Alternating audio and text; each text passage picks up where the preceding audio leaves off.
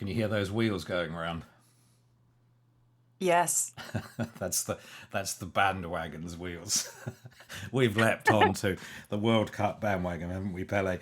Haven't we, Pele? With the emphasis on the word Pele. Name anecdotes are coming up. Yes, this is Pele's poetry podcast, the World Cup special. Hey, look, if England or Scotland get a decent run, and it's looking reasonably promising for England, who are kicking off at about the same time as this podcast is dropping, well, then maybe we'll have to do a second and potentially even a third Pele's Poetry Podcast World Cup special. Always go deeper. Exactly. I think we might get yellow carded, or possibly even, shown a red card if we get too pretentious in our talk about the connections between poetry and football. But where would you kick off? Is the connection a strong one, or is it fairly loose? It's actually much stronger than you think.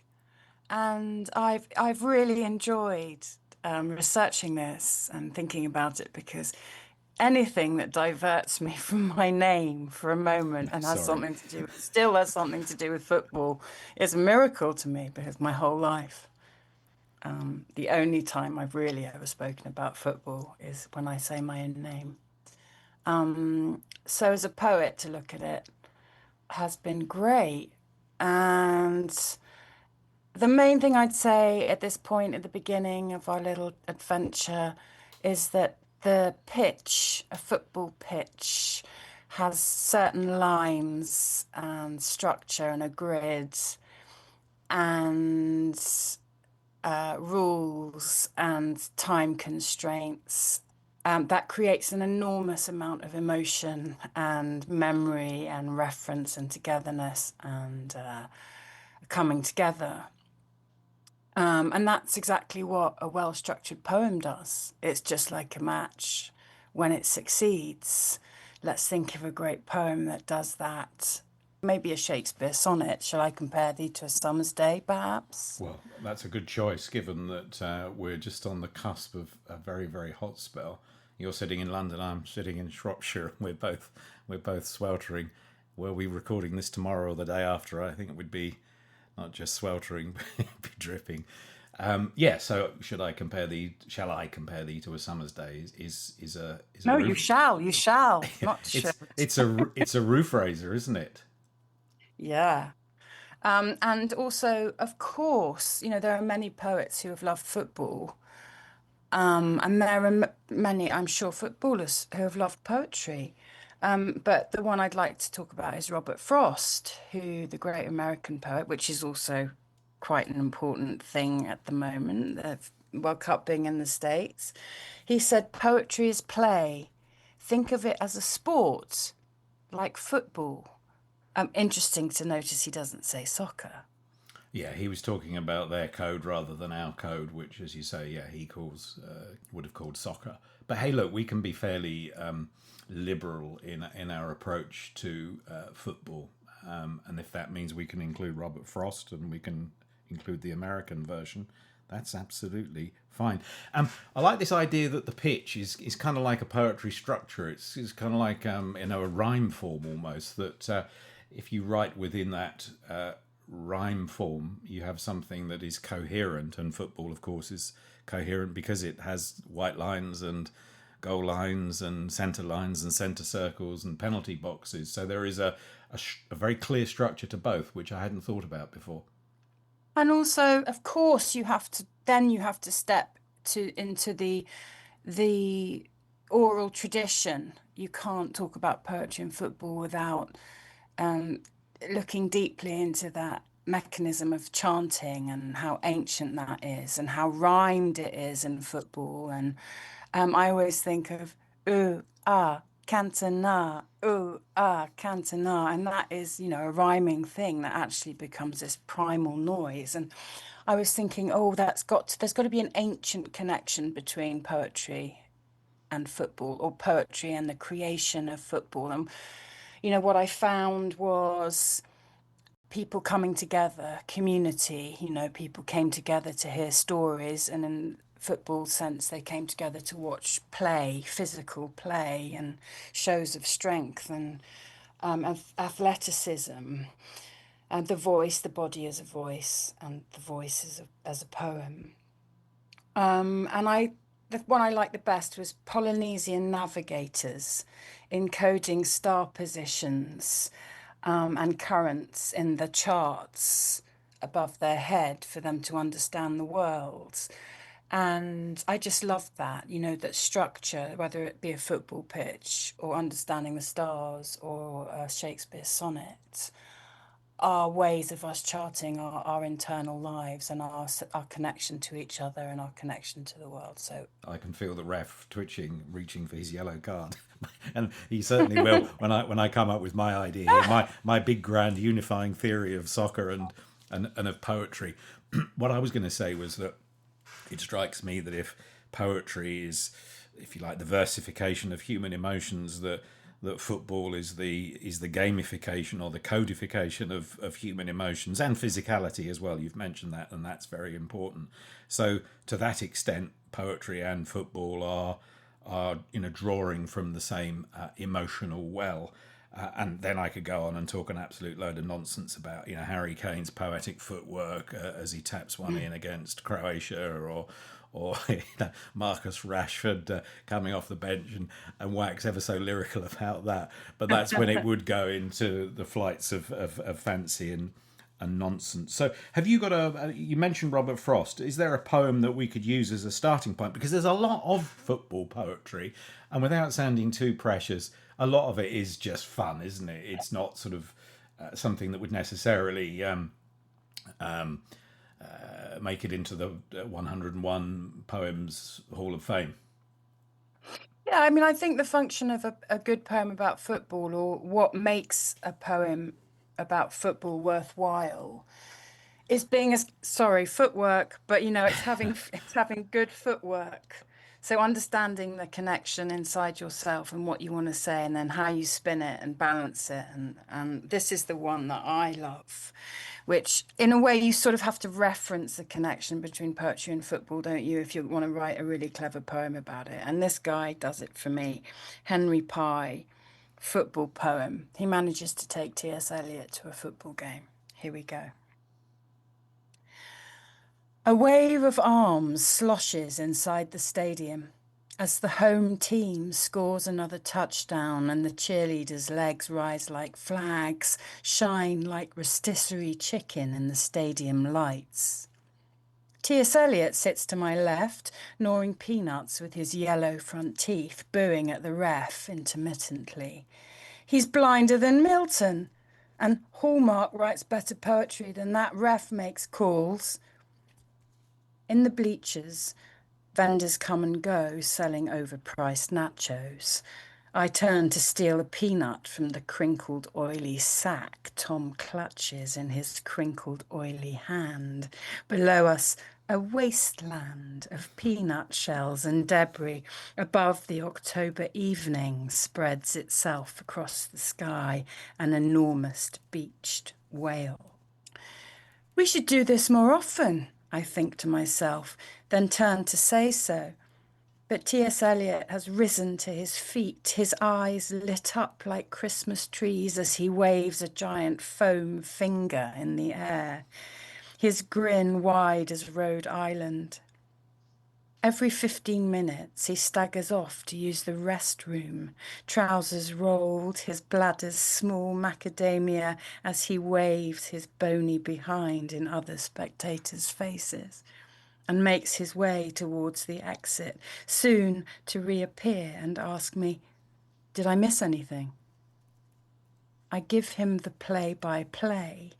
"This beats writing poetry any day," he shouts, his voice muffled by cheers and vendors' loud cries, the entire stadium echoing in perfect unison. "We are the Hollow Men! We are the Hollow Men! We are the Hollow Men." Lovely. Isn't that fantastic? It is. I can hear our UK-based listeners crying foul because, hey, that's clearly an American football game, isn't it? But with the bleachers. But isn't it wonderful how he's managed to conjure up Eliot? And I don't think T.S. Eliot ever went to a football match. There's no record of it. But the Think more waste croquet, the Virginia Woolf. wasteland of peanut shells. So the reference there to the wasteland, but also sort of more subtle ones. It spreads itself across the sky. That's evocative of the wasteland, where he talks about the mist or the fog across London rolling in from the river. So it's very, very well executed, isn't it? And it's a bit like a footballer or poet talking about another greater footballer or poet, isn't it? Yeah. It's like he holds Eliot in esteem like we would hold Pele in esteem or something like that. Yeah. We do hold Pele in esteem, both versions, both codes, the poet code and the footballing code. I've chosen something that will bring us down to earth with a crash. I like it though, because it kind of, there's a lot of cheekiness in football poetry, because, hey, there's a lot of cheekiness in the rivalry between teams. And I've chosen The Footballer's Prayer by Paul Cookson, based on the Lord's Prayer, which will become evident after the first line. Our team, which art 11, hallowed be thy game. Our match be won, their score be none. On turf as we score at least 7. Give us today no daily red card, and forgive us our lost passes, as we forgive those who lose passes against us. Lead us not into retaliation, and deliver us from penalties, for 3 is the kick-off, the power and the scorer, for ever and ever, full time. Amen. Hallelujah. It would be ever so easy, though, wouldn't it, to ignore, and we shouldn't ignore, the idea of dashing young footballers as kind of Greek heroes who fall in war. So, I looked a little bit at Houseman. We've come back to him a few times on Pele's Poetry podcast because he's a kind of local poet, and And he's just so relevant always, isn't he? He's seems always about the thing we're talking about. absolutely. And also Wilfred Owen, another Shropshire poet, born in Oswestry, 1893, I think it was, and died just 7 days before the armistice at the end of the First World War. And his poem "Disabled" conjures up the image of somebody who has been disabled in that awful conflict, and he's sitting in a wheelchair, recalling his footballing days, talking about how he at one time liked a blood smear down his leg and being carried after the match shoulder high. Not quite the same now. So that's an incredible poem. I won't read it out because it doesn't seem appropriate when we're celebrating football at the World Cup. But we will put a link to not just that poem, but all of the others that we've talked about and read from on the Pele's Poetry podcast website at pelecox.com. Cheer us up. Oh, I can't because I'm about to read. I mean, I think it's okay, and I know you agree with me, to infuse a sadness into something joyful. As we said in our last podcast about can poetry make you happy? And that exists with football and sport as well. I mean, when people are feeling joyful, perhaps they feel safe enough to then experience their pain in this new structure that sport gives to them. So, as a perfect example of that, I'm going to talk about and read, which we spoke about this almost as the bedrock for this podcast, I think, which is the miraculous day in 1914 on Christmas Day, when the English soldiers walked out of their trench and the German soldiers walked out of their trench, the day before they all tried to kill each other, and played a game of football together in the snow. Now, that to me goes down as one of the most powerful statements about sport, poetry, music, of any art form, and its power to change something that feels so entrenched, excuse the pun. So there's been a few poems written about this day, and Caroline Duffy's one is quite famous, but I actually prefer Ian Macmillan's. I think it's Ian Macmillan who does the wonderful poetry program on Radio 4, the Verb, isn't it? Anyway, this is beautiful. The Game, Christmas Day, 1914. It is so cold. The lines of this poem are sinking into this unforgiving mud. No clean sheet, dawn on a perishing day. The weapons freeze in the hands of a flat-back four. The moon hangs in the air like a ball, skied by a shivering keeper. All these boys want to do today is shoot and defend and attack. Light on a half-raised wave, the trench faces lifted till you see their breath. A ball flies in the air like a moon, kicked through the morning mist. All these boys want to have today is a generous amount of extra time. No strict formations here this morning. No 4-4-2 or 4-5-1. No rules, really. Just a kickabout with nothing to be won except respect. We all showed pictures. I learned his baby's name. Now clear the lines of this poem and let's get on with the game. No white penalty spot this morning. The players are all unknown. You can see them in the graveyards, in teams of forgotten stone. The nets are made of tangled wire. No man's land is the pitch. A flare floodlights the moments between the dugouts and the ditch. 100 winters ago, sky opened to the sunshine of the sun shining on these teams of players and the sounds of this innocent game. All these boys want to hear today is the final whistle. Let them walk away.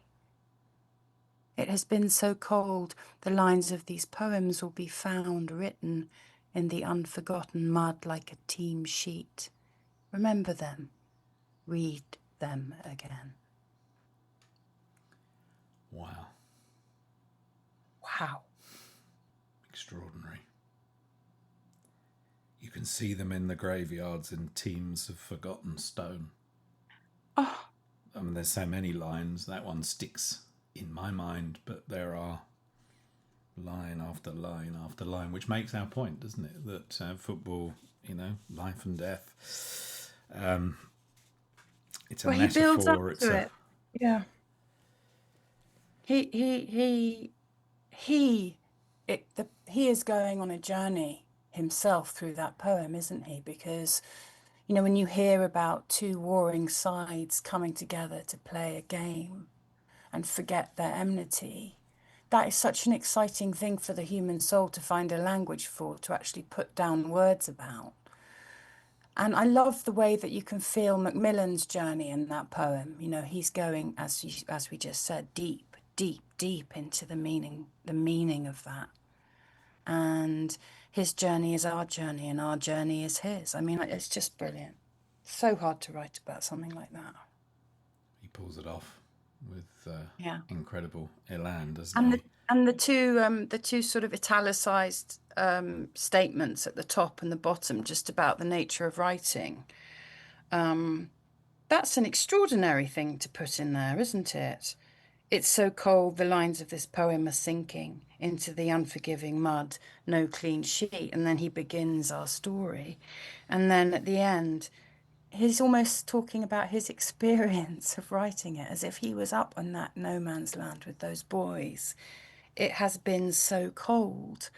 The lines of these poems will be found written in the unforgotten mud like a team sheet. There's another line that is nagging away at the back of my mind, this idea that the enmity, as you describe it, between two teams, two sides, two warring factions, can be awful and bloodthirsty in the case of war, and can seem that way in a game of football. And yet, at half time, he shows, they show one another photographs of their sons and daughters, and he learns his daughter's name.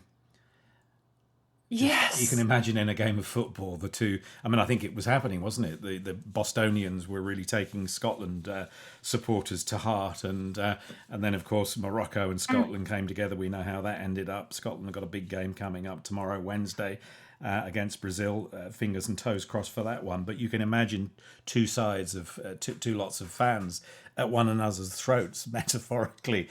in the guttural screams from the stands, and yet, afterwards and beforehand, and even at half time and during the hydration break, they're having a chat about families and life and everything. The enmity is put to one side.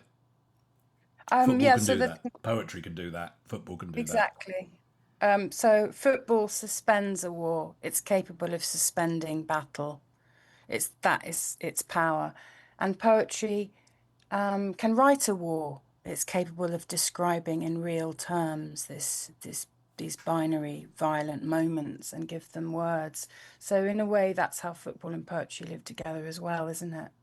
They're And two both, sides of a coin. yeah, and both are preferable to actual war, of course. Mm.